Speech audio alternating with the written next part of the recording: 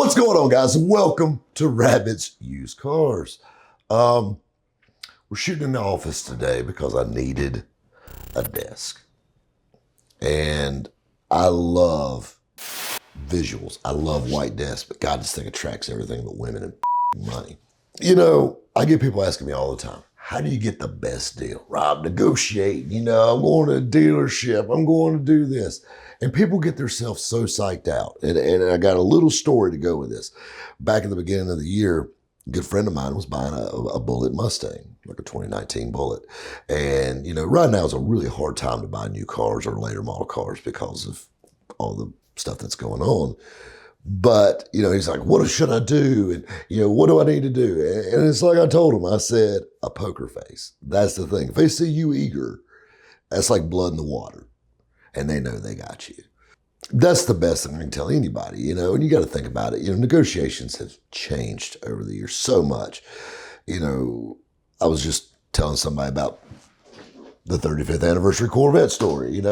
My dad sat in a dealership from 10 o'clock in the morning till 5 o'clock in the afternoon, back, forth, back, forth, back, forth. I watched a salesman wear out a pair of dress shoes running between the sales manager's office and his office, sitting in a chair staring at a white 35th anniversary Corvette. And now granted, that's changed a lot now, and a lot of it's one price shopping and click and, buy it, online or whatever. The thing is, there's ways that you can prevent yourself from being took on a deal. And it's nothing to do with the mechanics of the deal. Basically, every car deal works the same way. You got to break it down to its simplest terms. A car transaction, a car deal, is a very simple thing, really. The shuck and jive is where you get lost. Keep in mind, you're buying the steak, but they're selling that sizzle. All this back and forth, and you need this extended warranty, or you need this paint protection, or this cloth protection, or this blah, blah, blah service package. No, these are gimmicks. These are upsells. And the majority of them are trash, first and foremost. And that's my opinion. Some people love them. And I know I'm going to get a little flack for that, but I'll be honest with you, I've never seen a service plan of any type that was remotely worth what it cost. And that being said, there's other things you can lose on in a deal. You get so excited, and probably the worst mistake that most people make. And I've got buddies that are still in the new car game, and we talk. And literally, you got to think about it. I stopped selling new cars in 2006, or 2007, rather. I stopped selling new cars. So in 2007, I stopped selling new Fords. And there's people that still come in and say, I want my payment this amount. That's bad. Don't ever do that. Don't ever do that. You got to understand, we can move these numbers around. Whether they do it on a four square, they do it straight, whatever. They can move those numbers around and make that payment fall into place. But yet, you just had signed up for an 8-year car loan.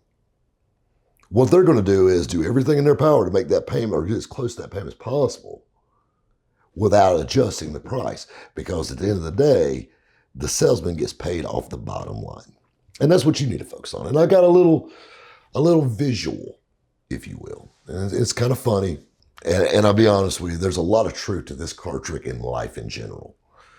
You got to understand, 90% of the time, someone's trying to talk you into something. Once they get past the good points, they're selling you the sizzle, not the steak. And there's a lot of truth to that. And I mean, that's not just in car sales, that's buying houses, that's help relationships, everything. Ordinary deck playing cards. No tricks here. But for today, this isn't a deck of playing cards. You know what this is? This is a bank.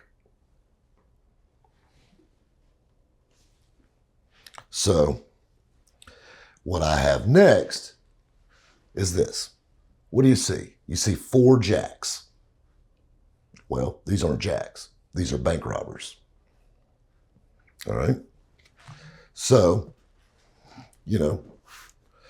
let's say these bank robbers want to rob this bank. So they climb up on the roof of the bank.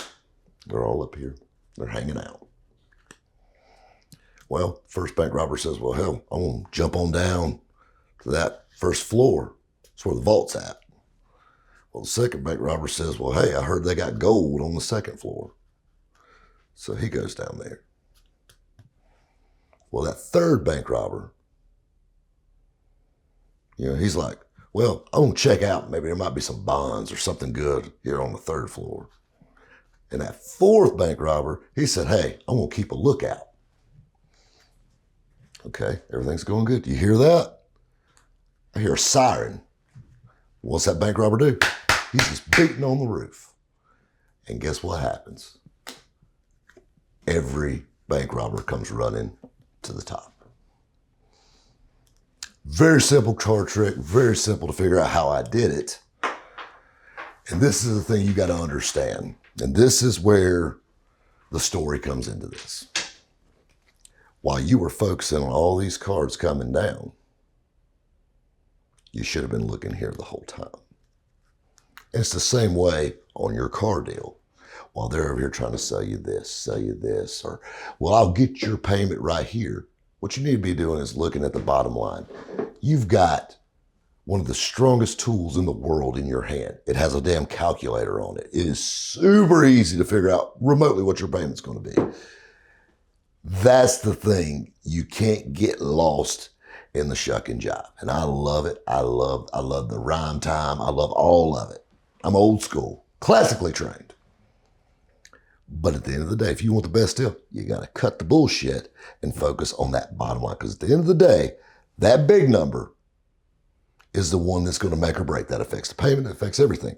And at the end of the day, that's the number they're going to always want to keep the highest. So that's the one you're going to want to hit the most. Whether it be with your trade in, whether it be your money down, or whether it be straight negotiation skills.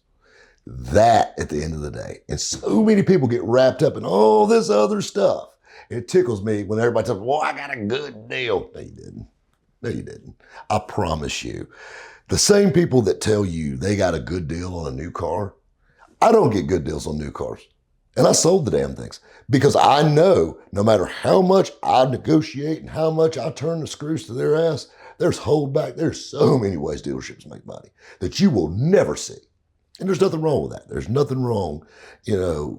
Profit is not a dirty word, and I want everyone to make money. That's how this works. But, when you walk into a dealership and say, I stole that car, no, you didn't. You see that big fancy dealership and them big signs and all that concrete and all them fancy lights and all them cars on the floor plan. Yeah, they didn't get that from losing money.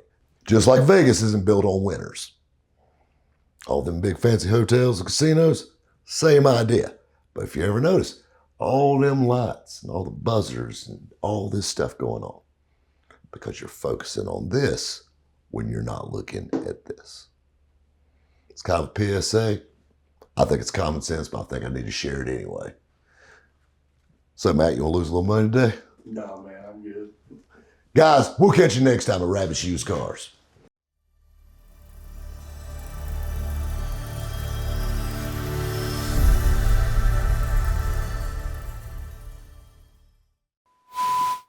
You see this right here?